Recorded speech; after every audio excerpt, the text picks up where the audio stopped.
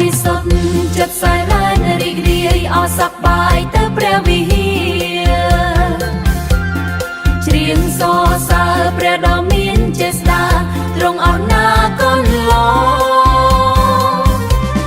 ទ្រង់ជាព្រះសង្គ្រោះយើងផងជាតួអង្គចាំងនេត្រីព្រះនាមល្បីគឺព្រះយេស៊ូវគ្រីស្ទយើងច្រៀងរាំដេញពេញចាប់សងខ្លងខ្លុយផ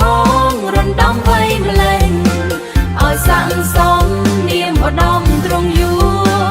ដំកើងខ្ពស់ព្រះលើអស់ព្រះបន្ទូលទ្រង់មានឫទ្ធិទេជះ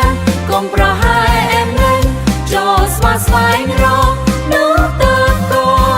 ជាកូនព្រះម្ចាស់សួគ៌កូនព្រះម្ចាស់សួគ៌ស្ដាប់បន្ទូ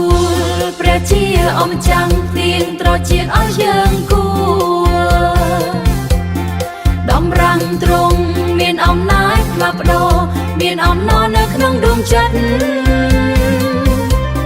ក្តីសង្ឃឹមតែសង្ឃឹម